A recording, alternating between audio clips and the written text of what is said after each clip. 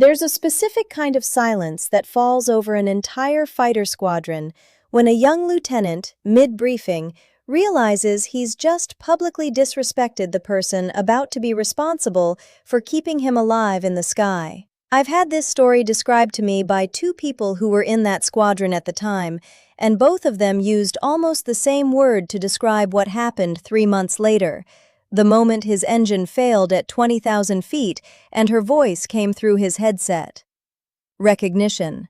Because the woman he'd mocked in that briefing room wasn't just an aging instructor nobody wanted to admit was still flying.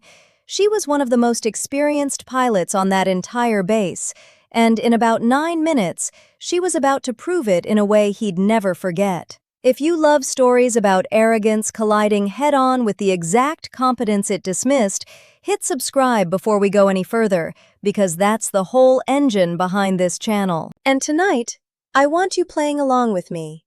Somewhere in this story, before I lay out her full record, you're going to start guessing what it actually contains. When it clicks, stop and drop it in the comments. Let's rewind 3 months, because you need to feel exactly how careless that comment was before we get anywhere near that cockpit. Her name for tonight's story was Lieutenant Colonel Barbara Kessler, 61 years old, one of the senior flight instructors at an advanced fighter training squadron, considerably older than most instructors in her role, having stayed in service years past the point where most pilots her age transition into a desk job or retire outright.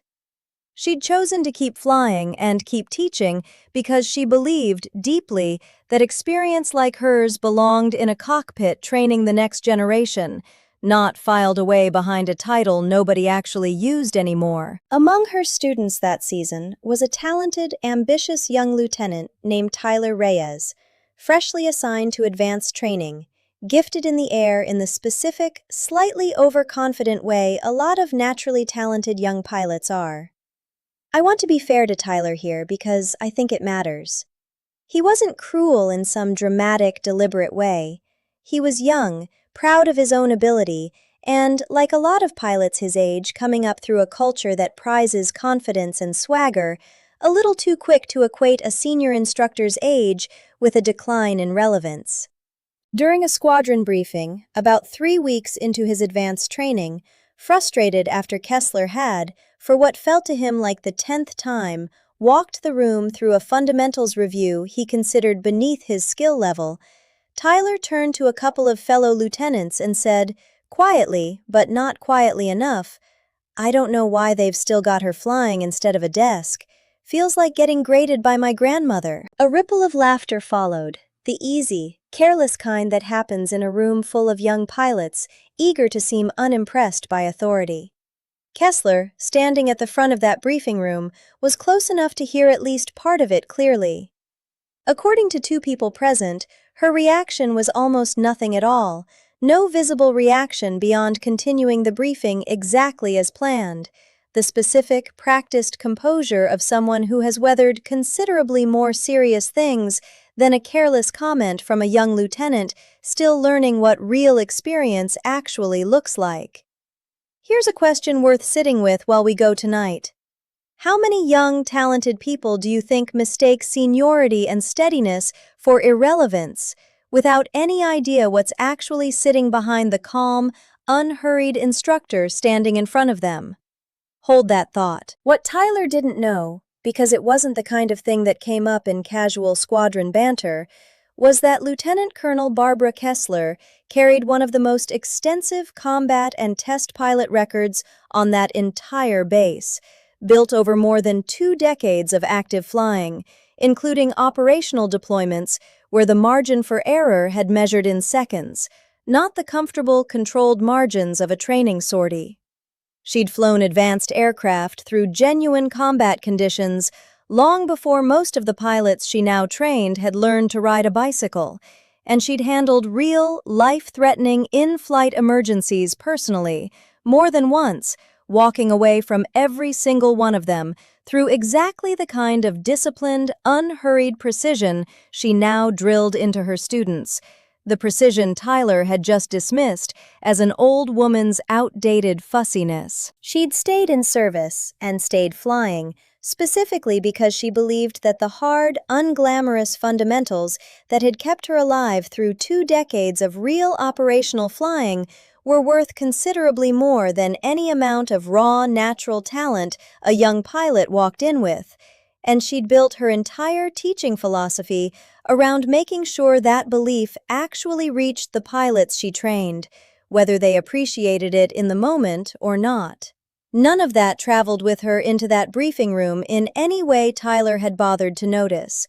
All he saw was an older instructor repeating fundamentals he considered unnecessary, and the joke about his grandmother became the entire story he built around her. For the following weeks, Kessler continued training Tyler with exactly the same rigorous, unhurried thoroughness she brought to every student, giving no indication that his comment had changed anything about how she approached him. She didn't single him out for extra scrutiny. She didn't ease up on him either. She simply kept doing the job the way she'd always done it. That brings us to the training sortie that changed everything. Roughly 3 months into advanced training, Tyler was flying a live training exercise at altitude, an advanced aircraft, a demanding tactical scenario, exactly the kind of high-stakes flying he'd been working toward since arriving at that squadron.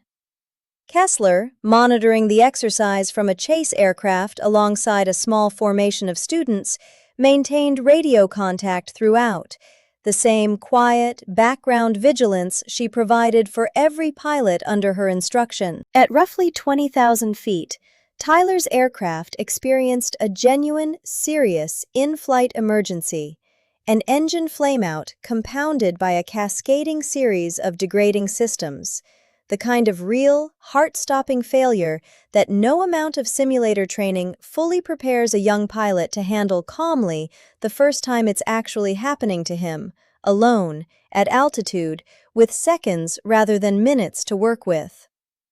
According to the recorded radio traffic from that sortie, Tyler's voice, keying his headset to report the failure, was audibly shaking, the raw, unmistakable sound of genuine fear colliding head-on with training for the very first time. Kessler's voice, in response, didn't change at all.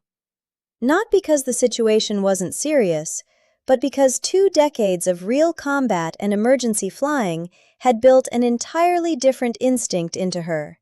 The exact, hard-won calm of someone who had handled situations considerably more dangerous than this one, and knew, completely and without hesitation, precisely what needed to happen next. She talked him through it with a level of technical precision and unshaken authority that immediately, audibly, began steadying his own voice on the other end of that radio. She walked him through a systematic assessment of the failing systems, identified the specific nature of the flameout from his description alone, and guided him through a restart sequence and emergency recovery procedure with a fluency that, according to 2 pilots monitoring the exercise from the ground, sounded like someone who had genuinely lived through exactly this kind of emergency before, more than once, in conditions considerably higher stakes than a training exercise. Over the following roughly 9 minutes, Kessler brought Tyler through a full engine restart, a stabilized recovery, and a safe return to the base, her voice never once losing the composed, practiced calm that had defined her entire career, the same calm Tyler had, 3 months earlier, dismissed as an old woman's irrelevance in front of an entire briefing room. When Tyler landed and climbed out of that aircraft, according to 2 witnesses on the flight line, he was visibly shaking, adrenaline and disbelief written across his face in equal measure. Kessler, arriving on the tarmac shortly after, found him standing beside his aircraft, and, according to one witness, the first thing Tyler said, before anything else, was an apology, quiet and unmistakably genuine, for the comment he'd made in that briefing room 3 months earlier. Kessler didn't make a production of accepting it. She told him simply that she'd heard some version of that comment more times over her career than she could count, and that it had stopped bothering her a long time ago because she'd learned over 2 decades that the young pilots who make jokes like that usually haven't yet lived long enough to understand what real experience actually costs to build. Today, she told him, he'd gotten exactly the kind of understanding no briefing room lecture could have ever given him. Word of what had happened moved through that squadron fast, the way stories involving a young pilot's very public misjudgment tend to travel. By the following week, according to people stationed there at the time, the entire squadron's tone toward Kessler had visibly shifted. The casual, careless comments about her age disappearing entirely, replaced by the specific, hard-earned respect reserved for someone whose competence has just been proven, unmistakably, in front of an audience that had genuinely doubted her. What stays with me most about this story isn't really the 9 minutes of that recovery, remarkable as they were. It's the 3 months before it. 3 months of one of the most experienced pilots on that entire base absorbing a careless public joke about her age and relevance without a single word of correction, simply because she'd learned, over 2 decades of real operational flying, that the work would always speak louder than anything said by someone who hadn't yet earned the right to judge it. So here's my question for you tonight, and I want your honest answer in the comments. Do you think Kessler should have addressed Tyler's comment directly in that briefing room? Or do you think letting her competence answer for itself, eventually, in front of the entire squadron, was always going to land harder? And tell me the other thing, too. Before I laid out her record, had you already started suspecting that this old instructor was carrying one of the most experienced records on that entire base? If this story kept you here tonight, subscribe before you go, because this channel exists entirely for exactly this kind of story, the underestimated ones, the ones a room decides they already understand, right up until the moment they very publicly don't. And if you've got a story like Kessler's, tell me about it in the comments. I read every single one. Thank you for spending this time with me tonight. I'll see you in the next one.